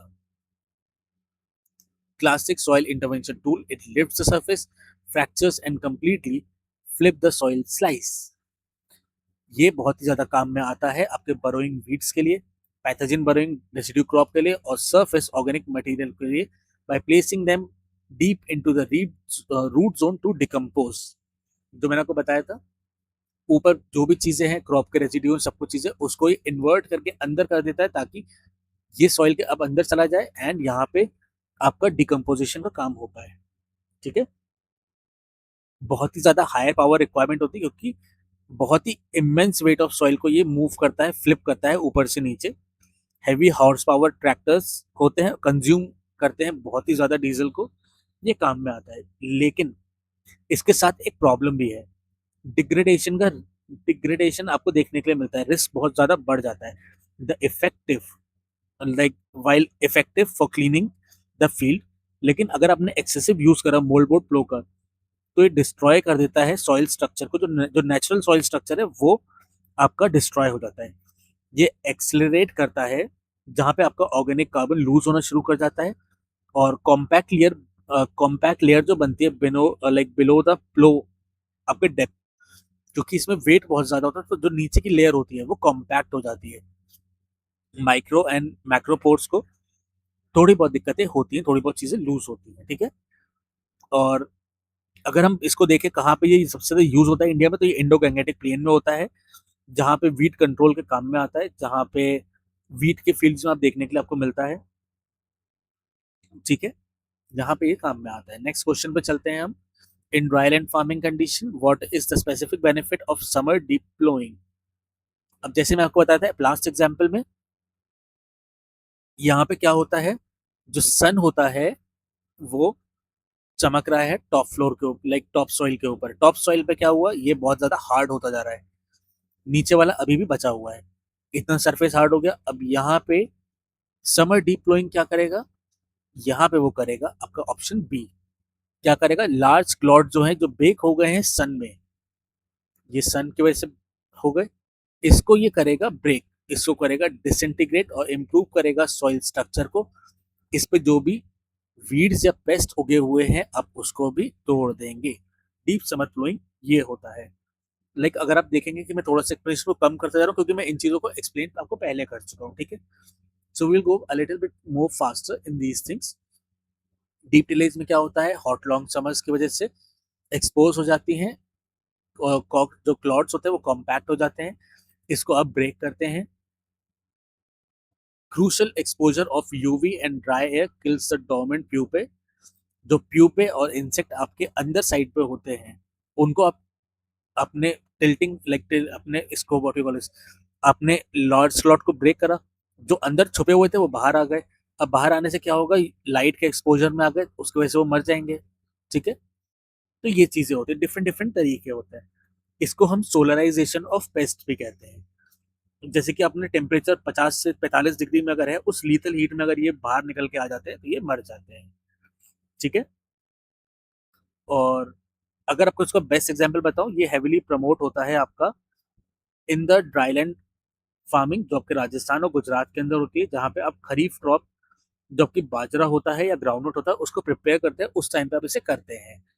ठीक है, और अगर वैसे आपको एक एग्जाम्पल देना हो तो कॉटन बेल्ट जो आपकी होती है महाराष्ट्र में, वहां पे भी इस चीज को हम देखते हैं। ठीक है, जहाँ पे आपका पिंक बॉलवॉर्म होता है, उसकी ओवर विंटर साइकिल को हम ब्रेक करते हैं इस मेथड के थ्रू।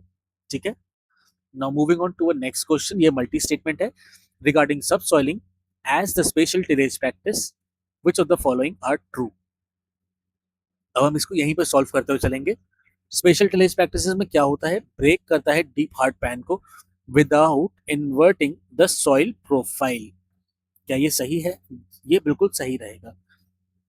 सब सॉइलिंग में आप क्या करते हैं, सब सॉइलिंग में आप सॉइल को इन्वर्ट नहीं करते, आप उसे ब्रेक करते हैं हार्ड पैन से, आप उसमें स्पेसेस बनाते हैं। ठीक है, now overcome root restriction cause by the natural traffic pans. अब जैसे कि आपने किसी सरफेस को ऐसे ओपन कर दिया तो आप ओवरकम करते हैं रूट के रिस्ट्रिक्शंस को, तो ये करेक्ट ऑप्शन हो जाएगा। सब soiling effect persist for decades without reoperation. Reoperation इसमें नहीं चलता, आपको हर बार ऑपरेशन करना होता है, तो इसलिए ये गलत हो जाएगा। फिर आता है fourth, vertical mulching is often used to keep subsoil furrow open. Vertical mulching आपको करनी पड़ती है, क्यों, क्योंकि आपको फरो को ओपन रखना है ताकि आप अपने नेक्स्ट क्रॉप को इसमें ग्रो कर पाए। ठीक है, तो ये भी करेक्ट ऑप्शन है। So correct option would be 1, 2 and 4। 1, 2 and 4 that is option C. Subsoiling क्या होता है, इसको डिजाइन करा गया सोलरी, ये ब्रेक करता है इनपर्मिटेबल को, कॉम्पैक्ट लेयर को हार्ड पैन्स के थ्रू, और जो आपके नॉर्मल फ्लोइंग डेप्थ से नीचे होते हैं ये उस पे काम में आता है। ठीक है, इसका काम क्या होता है, ये नॉन इन्वर्जन टिलेज में आता है, ये मोलबोर्ड की तरह काम नहीं करता, ये चिसिल की तरह काम नहीं करता। डेप्थ प्रोफाइल अगर मैं आपको इसकी बताऊं, डेप्थ प्रोफाइल इसकी जाएगी 45 से 60 सेंटीमीटर्स, लाइक 35 टू 60, मैक्सिमम 60 है, it can be 45, it can be 35, इसके बीच में काम करता है। ठीक है, ये अनलॉक करता है रूट की ग्रोथ को। हार्ड पेन 30 सेंटीमीटर तक गया, बट ये 30 से नीचे पे काम करता है। अब 30 से नीचे पे काम कर रहा है, दैट मीन्स आपको बेटर ड्रेनेज देखने के लिए मिलेगा। वर्टिकल मल्चिंग क्या होती है, it to keep the fissures open for a longer period, agronomist इसके काम में लाते हैं। वर्टिकल मल्चिंग से क्या होता है, सीधे सीधे क्रॉप के स्टॉक्स जो होते हैं, ऑर्गेनिक आपके मैटर होते हैं, उनको सब सॉइलर ट्रेंच से अंदर डाल दिया ताकि फिजिकली वो अंदर ही डिकम्पोज हो जाए। ठीक है, और इसका बेस्ट एग्जाम्पल आपके वर्टिकल मल्चिंग और इनका है क्या है, इसका बेस्ट एग्जाम्पल होता है आपका शुगर केन, लेकिन वो शुगर केन जो वेस्टर्न यूपी और महाराष्ट्र रीजन में होता है। यहाँ पे बहुत ही हैवी मशीनरीज को यूज करा जाता है, क्रॉप का वेट उसको सॉइल को कॉम्पैक्ट भी करता जाता है साथ के साथ। ठीक है, moving on to our next question, what defines secondary tillage and what are its main objective. Now secondary tillage किस लिए होता है, प्राइमरी टिलेज आपको पता है वो क्लॉड को ब्रेक करता है। अब सेकेंडरी टिलेज क्या होगा, ये होता है शैलो टिलेज, इसको हम शैलो टिलेज भी बोलते हैं। The correct option is B, shallow tillage. After the primary tillage it breaks the clod, close the cracks and incorporate the fertilizer. Primary tillage उसने एक रफ ड्राफ्ट बनाया, लाइक ब्रेक करो ground को। Secondary tillage का काम क्या होता है, ये फाइनल पॉलिश देता है, ये सीड बेड को प्रिपेयर करता है। ठीक है, ये शैलो ड्रिफ्ट पे चलता है, लाइक स्ट्रिक्टली ऑपरेट करता है टॉप लेयर पे। नेक्स्ट पेज पे हम चलते हैं। नाम इसका शैलो है, तो शैलो कितने पे काम करेगा, शैलो काम करता है आपका 5 से लेके 15 पे, ये काम करता है 15 सेंटीमीटर। ये प्रॉपर आपका टॉप सॉइल पे काम करता है, टॉप सॉइल को ये प्रिपेयर करता है ताकि सीड बेड एक प्रॉपर बन पाए। ये ब्रेक करता है मैसिव या रफ क्लॉड्स को। ठीक है, फाइन क्रम्बली पार्टिकल्स के अंदर। इसमें जो टूल्स यूज होते हैं, इसमें कौन कौन से टूल्स होते हैं, लाइट मशीनरीज यूज होती हैं। लाइट मशीनरीज कौन कौन से आपकी आती हैं, इसमें आता है डिस्क खरो, इसमें कल्टीवेटर्स आते हैं, इसमें रोटिवेटर्स आते हैं, इसमें वुडन प्लैंक आते हैं। ठीक है, क्रैक्स को क्लोज करते हैं।